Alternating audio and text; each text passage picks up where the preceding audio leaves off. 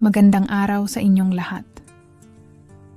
Ako si Ana, at sa araw na ito, nais kong simulan ang kwento ko. Isang kwento na puno ng init, hindi lang ng panahon, kundi pati na rin ng mga damdaming na hindi ko alam kung paano ko itatago pa. Isang taon na ang nakalipas, pero parang hanggang ngayon, ramdam ko pa rin ang bawat eksena sa aking isipan at ang init na hindi ko kayang alisin. Lumaki ako sa isang tahimik na bayan sa probinsya, kung saan ang araw ay matinding sumisinag sa hapon at ang mga ibon ay nagsisilbing awit sa bawat kanto. Wala kaming aircon, kaya't lagi lang akong nakasando at maikling shorts sa init ng panahon. Iyon ang mga simpleng bagay na naging bahagi ng buhay ko.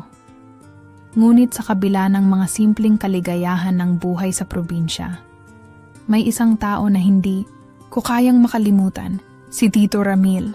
Si Tito Ramil, ang kapatid ng mama ko, ay matagal nang nakatira sa bahay namin.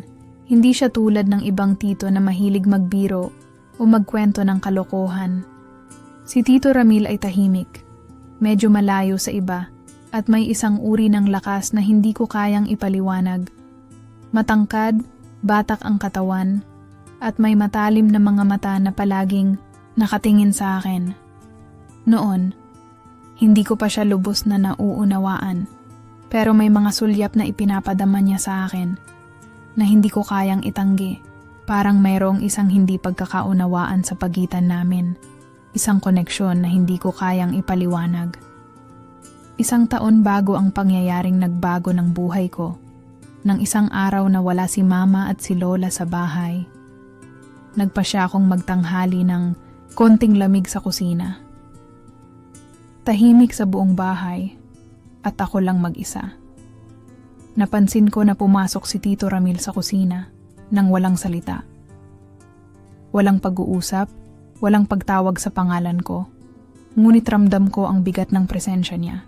Ang init ng kanyang katawan ay tila sumasapaw sa lahat ng paligid ko.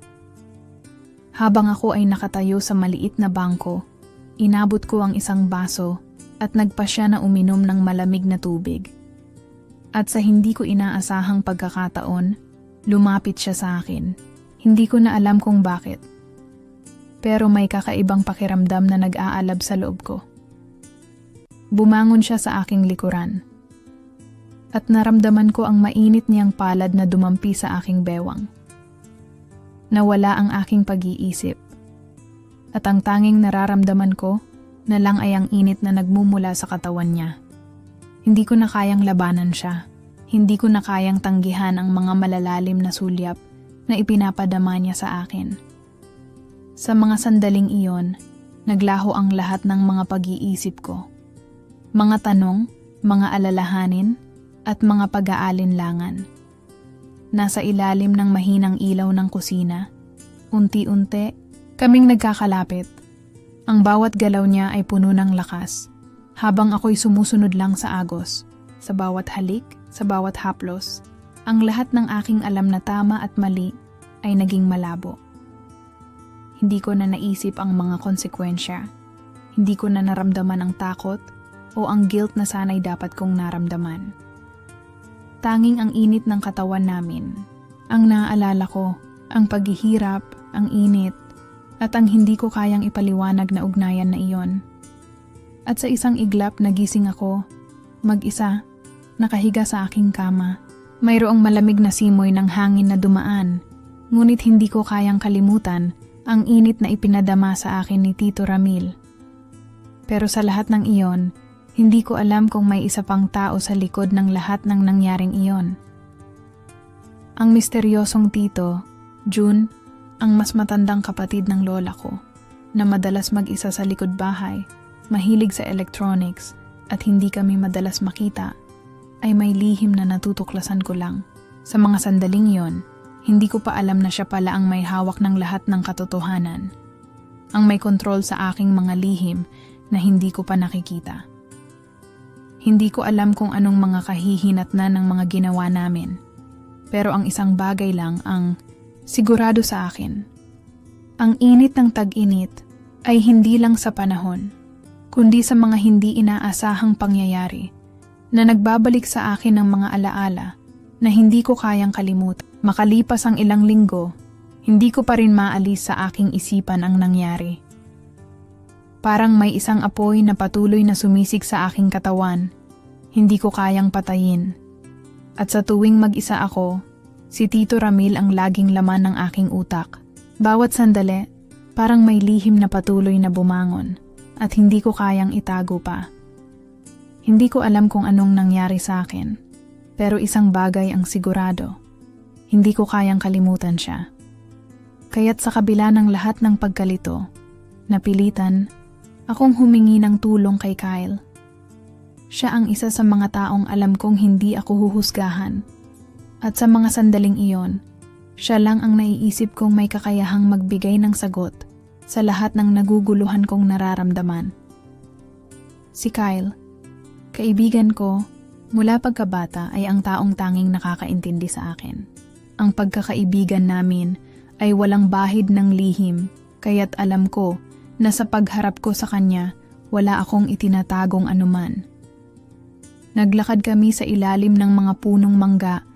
Ang hangin ay malambot at tahimik ang paligid. Ang liwanag ng araw ay tila tumagos sa mga dahon ng mga puno. At ang mga yapak namin ay nagiging alon sa tahimik na kalsada. Habang kami ay naglalakad, ako na mismo ang nagpasimuno ng usapan. Kyle, may nangyari. Ang sabi ko, hindi matanggap ng puso ko ang bigat ng mga salitang iyon. Sa bawat segundo na dumaan, parang mas pinapalakas ng mga salitang iyon ang kaba sa dibdib ko. Si Kyle ay hindi agad nakasagot. Matagal siyang tahimik at naramdaman ko ang tensyon na lumaganap sa pagitan namin. Nakatingin siya sa akin, pero parang hindi siya makapaniwala sa narinig. Ang bigat ng kanyang mga mata, may pag-aalinlangan at pagkabigla. Si Tito Ramil, may nangyari kami at hindi ko alam kung anong nararamdaman ko. Ang patuloy kong pagbulalas, ang mga mata ko ay hindi makatingin kay Kyle. Parang ayaw kong makita ang reaksyon niya dahil natatakot ako sa mga susunod na mangyayari. Bumuntong hininga siya at ang hininga niya ay tila pumuno sa katahimikan. Tumigil kami sa ilalim ng isang punong mangga at parang ang buong mundo ay nagdilim sandali. Ana, alam mo ba kung anong pinasok mo? Ang tanong ni Kyle. Ang boses niya ay puno ng pagkabigla at pagdududa. Ang tanong na iyon ay pumasok sa isip ko at tila may matalim na tinik na tumusok sa aking dibdib. Hindi ko alam kung paano ko siya sasagutin o kung anong mga salita ang dapat kong sabihin. Nagpatuloy siyang magtanong, ngunit ako'y nanatiling tahimik, nagsisisi at naguguluhan. Laking gulat ko nang hindi siya makapagsalita ng matagal. Naramdaman ko na hindi ko kayang alisin ang kanyang mga mata mula sa akin at ang bigat ng kanyang pananaw ay tila nagbabalik sa akin sa mga katanungan na hindi ko kayang sagutin. Wala akong natanggap na sagot mula kay Kyle, kundi ang katahimikan at mga sulyap na nagsasabing hindi ko kayang mag-isa sa lahat ng ito. Si Kyle na halos kilala ang bawat galak at lungkot ko. Si Kyle na alam ang lahat ng lihim ko. Ngayon ay tila hindi makapaniwala sa narinig niyang kwento. Walang malinaw na reaksyon. Hindi ko malaman kung naguguluhan ba siya o nadirindi. Wala siyang sinabi, kundi ang mga titig na puno ng takot at hindi ko kayang ipaliwanag na emosyon. Ang katahimikan na bumalot sa amin ay parang isang pader na mas pinatigas ng bawat minuto. Hindi ko kayang itanong kung anong ibig sabihin ng tingin na iyon dahil ako mismo ay hindi ko kayang sagutin ang mga katanungang bumangon sa aking isipan. Kung dati ay madali lang sa akin ang magbukas ng sarili ko sa kanya, ngayon ay parang may pader na nahulog sa pagitan namin. Ang sagot na hinihintay ko ay hindi dumating at ang sumunod na tanong sa aking isipan ay, paano ko haharapin ang mga sumunod na araw ay puno ng katahimikan. Si Kyle na dati laging nandyan para makinig at magbigay ng mga payo, ay biglang nagbago. Parang ang pagitan namin ay lumawak at hindi ko na siya matanong tungkol sa mga nangyari. Hindi na kami nag-uusap tulad ng dati. Para bang may hindi inaasahang hadlang sa aming pagkakaibigan.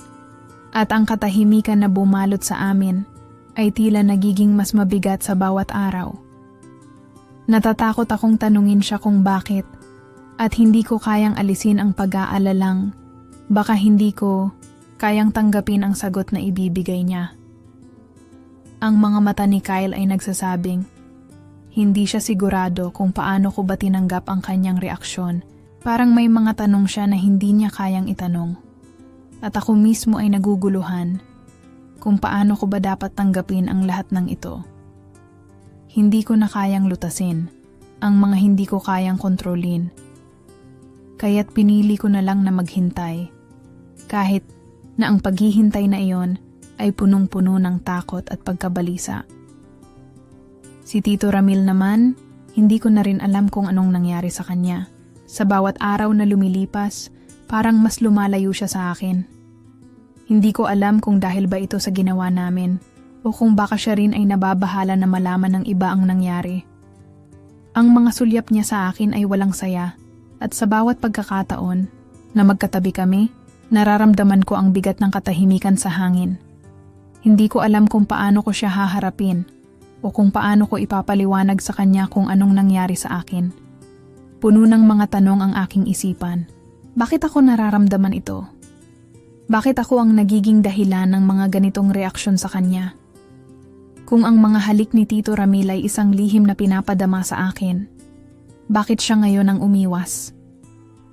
Kung noon, ang mga titig niya sa akin ay puno ng init at hindi ko maipaliwanag na kasiyahan, ngayon, parang ang mga iyon ay nauurong.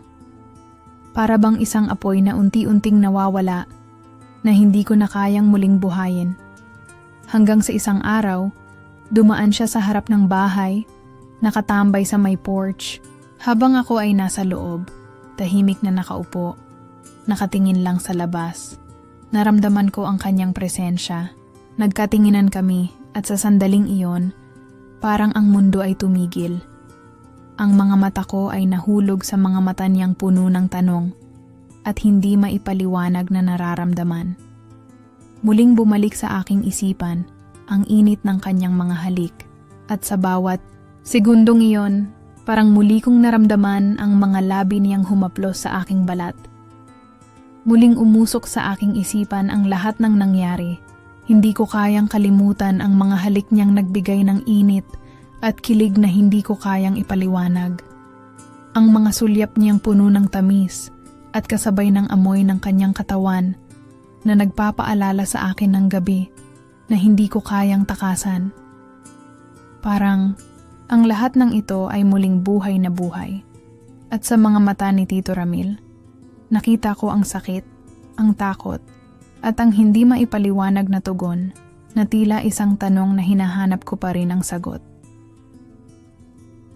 Ang init na bumangon mula sa aming sulyapan ay nagbigay ng bagong tensyon sa aking katawan. Hindi ko kayang alisin sa isipan ko ang nangyari sa amin at sa bawat sulyap ni Tito Ramil, nararamdaman ko na may mga bagay na hindi ko kayang kontrolin. Hindi ko alam kung anong susunod na mangyayari, pero alam ko na ang lahat ng ito ay may mga konsekwensya at hindi ko kayang lisanin ang lahat ng ito nang ang mga linggong sumunod ay nagdulot ng matinding kalituhan sa aking isipan. Hindi ko na alam kung paano ko haharapin ang lahat ng nagbago. Ang relasyon ko kay Tito Ramil, na dati ay puno ng mga hindi maipaliwanag na sulyap at init, ay naging malamig at malayo. Ang bawat araw na lumilipas, parang may pader na humahadlang sa amin. At hindi ko na alam kung paano ko muling aabutin ang mga kamay niya. Si Kyle, na dati ay ang aking kausap sa lahat ng bagay, ay tila umiwas sa akin. Walang usap-usap, walang pagpapaliwanag, at wala ni isang tanong.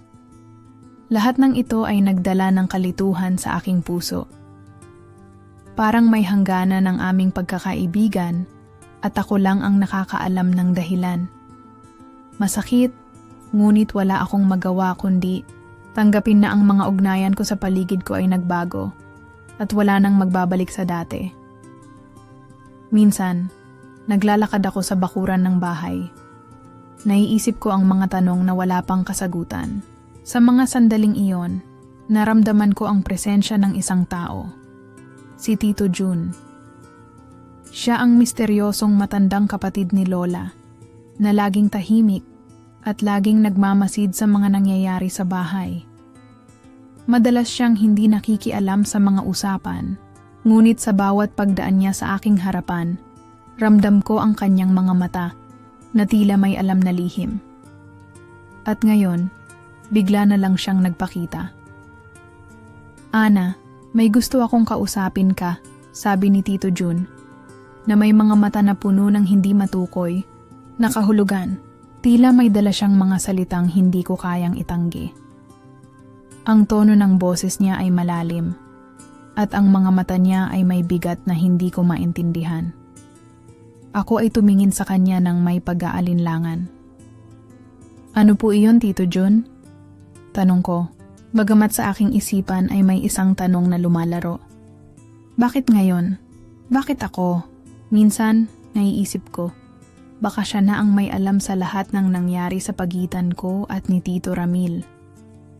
Pero wala akong lakas ng loob na itanong ito sa kanya. Naglakad kami papunta sa isang tabi ng bakuran, malayo sa bahay. Nagkaroon kami ng sandaling katahimikan habang siya ay nag-iisip ng mga salitang isusumpa. Para bang may mga salitang nag-aalab sa kanyang bibig na hindi kayang ipahayag agad. "Alam mo, Ana," nagsimula siya, "may mga bagay sa buhay na hindi natin kayang iwasan. May mga pagkakataon na ang ating mga desisyon ay may malalim na kahulugan." Tiningnan niya ako ng matalim. Bilang isang pamilya, may mga sekreto tayong natutuklasan. At minsan, ang mga sekreto na ito ay nagsisilbing mga gabay natin. Ngunit hindi mo ba naiisip kung anong epekto nito sa mga tao sa paligid mo? Hindi ko alam kung paano siya sasagutin. Ang mga salita niya ay nagsusunog sa aking katawan. At kahit na hindi ko alam kung anong ibig niyang iparating, ramdam ko na may nakatago siyang lihim na may kinalaman sa aming lahat. Ang mga salitang binitiwan niya ay nagsimula ng magbigay ng mga bagong tanong sa aking isipan. Ngunit bago ko pa magawang magtanong, may isang bagay na bumangon sa aking dibdib. Isang pakiramdam ng takot at kaguluhan na hindi ko kayang ipaliwanag. Si Tito Jun, na may malalim na koneksyon sa mga nangyayari sa bahay, ay tila may alam na hindi ko dapat malaman.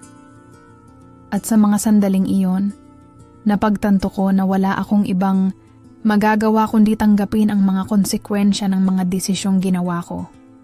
Mga desisyong nagbago ng lahat. Habang dumadaan ng mga araw, unti-unti kong naiisip ang nangyari. Ang mga tanong ay paulit-ulit na bumangon sa aking isipan.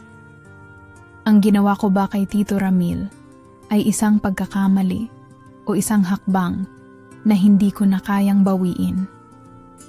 Kung titingnan, maaaring isang malaking pagkakamali ang nangyari, ngunit sa kabila ng lahat, ito rin ang nagbigay ng kakaibang init sa katawan ko. Ang pakiramdam ng pagiging buhay, ang mga halik niya, ang mga sulyap, at ang mga lihim na hindi ko kayang ipaliwanag ay nagbigay ng kakaibang kilig sa aking kaluluwa. Isang pakiramdam na hindi ko naranasan dati. Hindi ko na matukoy kung ito ba ay dahil sa mga lihim na ipinagkaloob sa akin ng pagkakataon o dahil sa damdamin na hindi ko kayang iwasan. Pero ang pakiramdam ko, sa kabila ng lahat ng nangyari, may bahagi sa aking puso na nagsasabing, hindi pa ako handang talikuran ng lahat. Habang tinatanong ko ang aking sarili, natutunan kong mag-reflect sa mga desisyon ko. Ang mga maliliit na hakbang na ginawa ko ay may malaking epekto sa ating buhay at ang mga pagkakamali ay bahagi na ng ating pagtutok sa sarili. Minsan akala natin ang isang simpleng desisyon ay walang magiging epekto. Pero ang bawat aksyon ay may kasunod na reaksyon. At hindi ko inaasahan na ang reaksyon na ito ay magiging ganito kabigat. Minsan naiisip ko, sana hindi ko na lang ginawa ang unang hakbang na nagdala sa amin ni Tito Ramil sa kabila ng lahat ng ating mga alalahanin. Pero sa bawat sandali, ramdam ko pa rin ang init ng kanyang mga yakap, ang bawat salitang binitiwan niya, at ang mga sulyap na tila naglalaman ng mga pangako.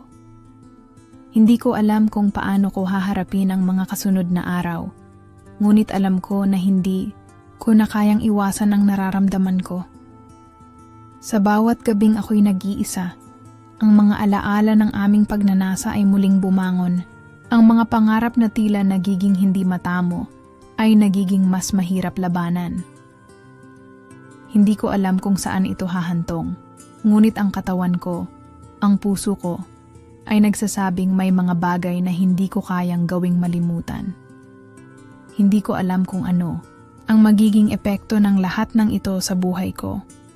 At kung ito ba ay isang bagay na magdudulot ng sakit sa kalaunan. Ngunit natutunan kong tanggapin ang mga nararamdaman ko. Sa huli, ang bawat desisyon ay may epekto. At ang bawat hakbang na ginawa ko ay magdadala sa akin sa isang lugar na hindi ko pa lubos na naiintindihan. May mga bagay na kailangan nating malaman. At si Tito Jun ang unang nagbigay sa akin ng mga piraso ng katotohanan. Alam mo ba, Ana, sabi niya, masalimuot ang lahat. Ang mga desisyon ay hindi palaging tungkol sa iyo, kundi pati na rin sa mga nakapaligid sa iyo. Ang mga salita niyang iyon ay nagbigay liwanag sa mga tanong na matagal ko nang tinatanong. Habang nakikinig ako sa kanya, tila may mga piraso ng aking buhay na nagsimulang magkasama-sama. Si Tito Jun, na palaging tahimik at nagmamasid sa lahat, ay may mga pananaw na hindi ko inisip noon. Nagbigay siya ng mga insight na tumagos sa aking isipan. Isang paalala na ang mga desisyon ko, tulad ng kay Tito Ramil, ay may malalim na epekto, hindi lang sa sarili ko, kundi pati na rin sa mga taong nakapaligid sa akin. Naisip ko, kung ang desisyon ko ay hindi lamang tungkol sa aking nararamdaman, kundi pati na rin sa epekto nito sa iba. Paano ko ba matutuklasan ang tamang hakbang? Paano ko ba matutulungan ang sarili ko na makalabas mula sa labirintong ito ng kalituhan at pagkakasala? Ang mga tanong na ito ay patuloy na gumugulo sa aking isipan. Ngunit sa kabila ng lahat, napagtanto ko na kailangan ko ng maghanap ng redemption, isang paraan upang makabawi sa lahat ng mga pagkakamaling nagawa. Nakatingin ako kay Tito Jun habang siya ay nagsasalita, ngunit ang aking isipan ay naglalakbay sa mga alaala ko kay Tito Ramil. Ang mga halik, ang mga sulyap, ang mga lihim na binuo namin sa dilim. Puno pa rin ako ng init at pananabik na hindi ko kayang tanggapin. Hindi ko kayang limutin ang mga sandaling iyon. Ngunit alam ko na hindi ko kayang patuloy na itago ang lahat ng nararamdaman ko. Alam mo ba, Ana, minsan kailangan mong magtapat sa iyong sarili bago ka magtapat sa iba, patuloy ni Tito Jun. Hindi mo kailangang madaliin ang lahat. Ang paghingi ng tawad ay hindi palaging nagsisimula sa ibang tao. Minsan, sa sarili mo muna. Naramdaman ko na parang isang malamig na hangin ang dumaan sa aking katawan. Parang isang puwersa na nagsasabi sa akin na hindi pa huli ang lahat. Naisip ko, baka nga may pagkakataon pa ako na makuha ang paggalang at tiwala ng mga tao sa paligid ko. Ang mga desisyon ko ay hindi pa tapos at may pagkakataon pa akong magbago. Kahit na ito ay magmumula sa paghahanap ng redemption sa sarili ko. Bawat hakbang na gagawin ko mula ngayon ay magiging mas mapanuri. Hindi ko na kayang baliwalain ang mga epekto ng mga desisyon ko. Marami akong natutunan mula kay Tito Jun at sa mga salitang iyon, unti-unti kong naisip na may pag-asa pa.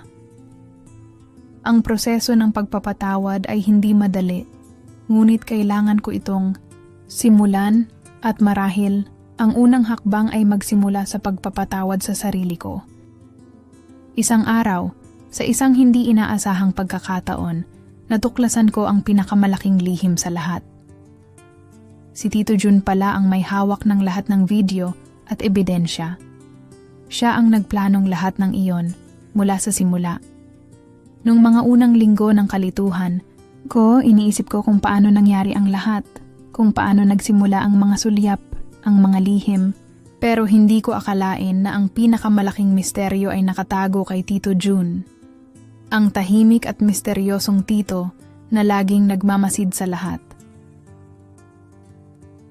Isang hapon, habang kami ay magkasama sa kanyang bahay, hindi ko inaasahan ang mga susunod na mangyayari. Habang kami ay nag-uusap, binanggit niya ang isang bagay na hindi ko kayang ipaliwanag. "Ana," sabi niya, "may mga bagay na hindi mo alam." Hindi ko na inisip ang mga salitang iyon hanggang sa nakita ko ang isang maliit na kahon sa ilalim ng kanyang mesa na tabunan ng mga papel at ilang gamit. Hindi ko kayang pigilan ang sarili ko.